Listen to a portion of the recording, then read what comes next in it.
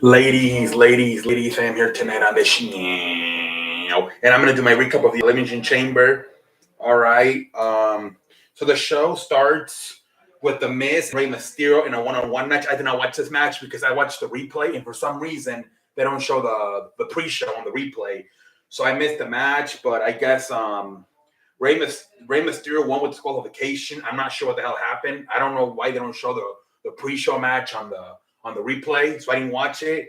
But then the later on in the Miz made a phone call backstage, and he's got a partner for next time. And a lot of people think it's Cody Rhodes. They're freaking out. Why Cody Rhodes is going to come back to be in the mid card with the Miz and the Mysterios?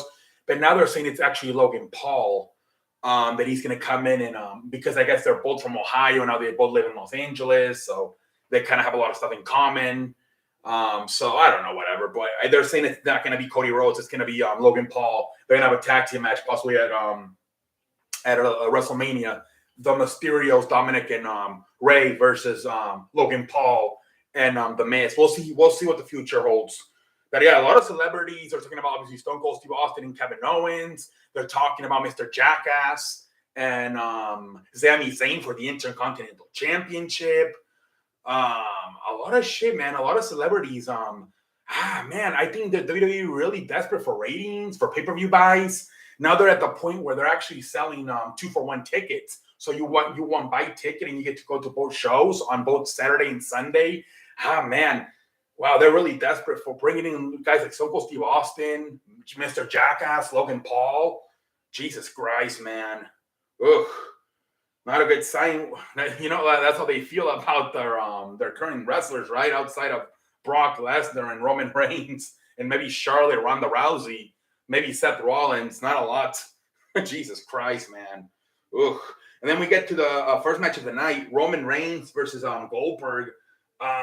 Obviously, typical Goldberg match. All he does is his finisher, the spear. Then he tries to go for the fucking for the jackhammer, and Roman puts him in the submission hole, and Roman makes him tap. He wins, or he didn't tap, but he went out cold, and the referee stopped the match.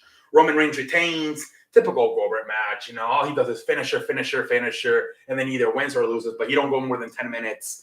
Goldberg is officially done with WWE unless he resigns. His contract expired today. So maybe there's some talk about AEW. I don't know. But he's done with WWE at least for now. He definitely left the door open to come back to WWE and resign in the future. We'll see where that goes. So Roman Reigns retains his championship. Next, we get the Women's Elimination Chamber match, which was Bianca Belair versus Doudrop versus Liv Morgan versus Rhea Ripley versus Nikki Ash. And the return of Alexa Bliss. Good match. It was a good match. I thought,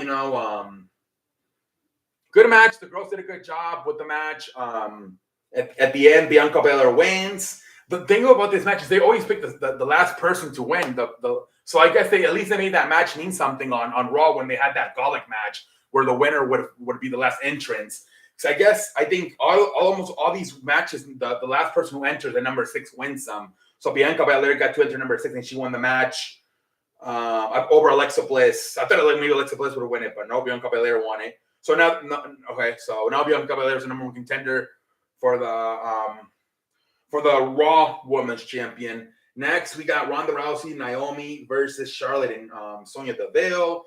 The stipulation was that Ronda Rousey only had one arm tied behind her back, and remember all the women have to wear long sleeves and no shorts, pants, and long sleeves. So Ronda Rousey ended up wearing her fucking karate when she was like in karate. It was kind of funny. Ronda Rousey still applies the fucking the arm bar and wins, makes Sonya tap. Charlotte at the end kind of walks away and just lets fucking Sonya get her ass whooped.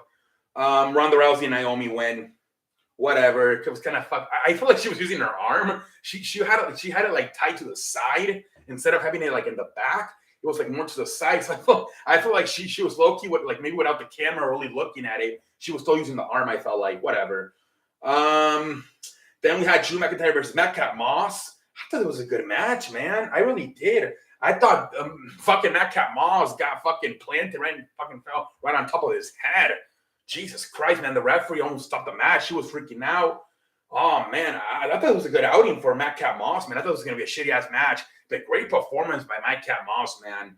Jesus Christ, man. Drew McIntyre wins it, but yeah, man, I'll give my respect to Madcap Moss, especially after fucking falling on top of his head. To the fact that he continued, that was a hell of a performance, I thought, by Madcap Moss. I'm sure they're gonna do Baron Corbin versus McIntyre at WrestleMania. I'm sure that's what they're heading at. But great performance. I'm very proud. I think very positive there for Madcap Moss for the future. Man, he had a good outing. Then we have Becky Lynch versus Lita. I thought it was a good match. Lita, for her age, looked pretty damn good. I think she's like, 40, 50 years old? She looked pretty damn good. She hit the fucking moonsault, the twist of fate. At one point, I thought she won. Then Becky Lynch at the end hit her with a man slam, I believe it's called. But yeah, good outing for Lita. Becky Lynch at the end wins it, so now it's official. It will be Bianca Belair versus Becky Lynch at WrestleMania. Like I predicted, they're doing that rematch from SummerSlam. All right, we'll see how that goes. But yeah, good outing. Both, like, same thing with Madcap Moss. Despite a loss, great outing by Lita. I thought she had a great performance, man. And Lita said that she has no plans with WWE going forward, so I think this is the last result of Lita, at least for now. We'll see what the future holds. And then we got to see the SmackDown Tag Team match, which never happened. As the Viking Raiders are coming down to the ring, the Usos attack them. They beat the hell out of them, and the Viking Raiders couldn't compete. So I don't know. Maybe they weren't out of time. They did a good job of keeping this pay-per-view under 3 hours. So maybe that was a way to keep it under 3 hours. Let's not have this match. Let's save it for maybe a SmackDown or maybe WrestleMania. But yep. This match, I think they stopped it because they're like, we want to keep the shit under our 3 hours. Good job, WWE. Please, no more than 3 hours, man. It's a pain in the ass. So obviously Usos are still the tag team champions because the match didn't even happen. And next we had the Man Elimination Chamber match, which was Bobby Lashley, Brock Lesnar, Seth Rollins, Matt Riddle, Austin Theory, and AJ Styles. So the big thing in this match was that what's his name? Bobby Lashley never competed. They hit a power bomb off his pot there, and he got hit in the head supposedly and had to be taken out for concussion. And they say he can't come back. He's under concussion protocols. And I thought it was a job. I thought it was a work because sometimes they do that shit, right? Where the champion or somebody gets hurt and then they come back and win it. I'm like, he's going to come back like when there's like 2 or 3 people that he's going to come back and win it. Or maybe, but no, he never came back. And Michael Cole said, no, he's out for the match. Even when Michael Cole announced he's out for the match, he's on the concussion protocol. I'm like, nah, that's just to make it more, even the comeback more amazing. He's on the concussion protocol and he still came back and won the match. He never came back and won the match, man. He never came back at all. Fucking Brock Lesnar ended up winning the damn match. At the end there, fucking Austin Theory and Brock Lesnar, they made Austin Theory look like a pendejo, like a little girl, like a chicken, running over the ring at one point, almost getting out of the damn Elimination Chamber. Jesus, like climbed all the way to the top, and I guess there was a hole there, and he almost climbed out of there. He was like halfway out, and then Lesnar gets him and puts him on top of the pod and hits a fucking F5 from the top of the pod, and then he pins him. Took all the time in the world to fucking pin him after fucking Lesnar coming down with all the fucking patience in the world, puts him back in the ring, almost had time to go take a shit, wipe his ass, read his newspaper.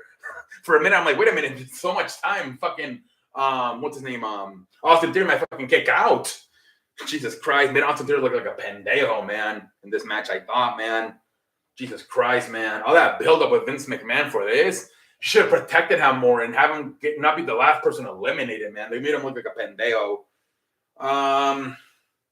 Then whatever. Brock Lesnar wins it. So now champion versus champion. It's a title versus title. I'm not sure exactly what is going to happen, but it's going to be Brock Lesnar versus Roman Reigns, the Universal Champion Roman Reigns versus the WWE Champion Brock Lesnar at WrestleMania. Bobby Lashley, then later on, it was reported that he has a broken shoulder, which he suffered back in January in the match versus Brock Lesnar at Royal Rumble. And that's what he has to. No wonder Bobby Lashley looks a little bit like his promos on the microphone have been bad. I think he's depressed. He knew he's done. He's finished for a while. He's not going to be able to come back until the summer. He's probably going to have to miss WrestleMania. That's why maybe his mic work has been bad. He's like messing up his lines and shit. Remember, he said on Monday, I'm gonna walk I'm gonna walk in champion, and I'm gonna walk in champion. He's fucking messing up his lines. I don't think he was focused. He knew in the back of his mind, I'm done. I'm done for a while. I got a broken shoulder, so they're saying he has to get surgery, and they're saying that he's most likely gonna be back into the summer. So that's the report. Apparently, this has been an injury that happened about a month ago. And so you would have wondered, like, did they have to change the plans again, like they did at day one when Roman Reigns got the coronavirus? Now they had to do it again because Bobby Lashley broke his shoulder. Jesus Christ, man. And in about 49 days, exactly, I believe they said on Twitter, Brock Lesnar won the championship, lost it, and won it again. And I think it wasn't planned at all. They had to do it. They had to make chickens out of chicken shit because of Roman Reigns getting sick and not being able to compete. And then because of fucking Bobby Lashley breaking his shoulder. Who knows what the original plans going all the way back to January. But they had to fucking scratch everything. Jesus Christ. I really want to know what exactly the plans were, man. What a clusterfuck, man. I think Bobby Lashley would have been champion. I don't think Brock Lesnar is never champion in these last two times if Roman Reigns never gets sick. Man, I don't know. This is weird, but yeah. Who knows what would have happened if Bobby Lashley never breaks his shoulder? Maybe he wins this match. Because it doesn't make sense. Unless they're about to unify the titles and make it, and so hopefully that happens because then they finally stop the brand split if they just unify the titles. Because if you unify the titles, man, then you can just have everybody go everywhere, and you don't have to have everybody. Like Seth Rollins can be on SmackDown, but then the next week you don't look at how AEW does it, right? They like Keith Lee wasn't on fucking Dynamite on Wednesday. Maybe he'll be on Rampage on Friday. Like, just because it's a brand split doesn't mean you have to have everybody on Raw and everybody on SmackDown. You can have Roman Reigns on Raw, Seth Rollins on SmackDown, then the next week have Rollins on Raw, Roman Reigns on. I think they should end it, man. Wrestlers should still get their time off because you don't have to do both shows. You can only do one show. 1 week you do Raw, the next week you do SmackDown. Just flip them around. I think they should do it, man. Hopefully they do it. Oh, man. So fucking boring, man. This fucking brand split. SmackDown is unwatchable, man. Outside of Roman Reigns, there's nothing there, man. Oh, man. We'll see what happens, but we'll see what they do this week on Monday. Now we're really on the road to WrestleMania. It was the final pay-per-view for WrestleMania, so now we're really on the road to WrestleMania. We'll see what they come up with. But yeah, it looks like Bobby Lashley's out for a while with a broken shoulder, so he's out of it. Let's see how they build this Roman Reigns and Brock Lesnar match. We got the two-woman Bianca Belair and Becky Lynch on Raw for the title, and we got SmackDown Charlotte and Ronda Rousey. So those are your top three matches. We'll see if they if the Kevin Owens to Stone Cold Steve Austin match happens, and if the Logan Paul, Miz, Rey Mysterio, Dominic Mysterio match. Those two are heavily rumored. We'll see what happens. Cody Rhodes, supposedly he's in Florida right now filming small packages videos that they're going to start coming on WWE's Monday Night Raw and SmackDown. And then he's going to debut. I don't know. Let's see what happens. Now they're saying maybe Cody Rhodes versus Seth Rollins because it was supposed to be Rollins versus Shane McMahon. I don't know. We'll see what the hell happens. But until next time, I'm out like a light. Man, hopefully they end up damn. Just do title versus title, man. Finish up this fucking brand split shit, man. It fucking sucks, man. Have a good night, everybody.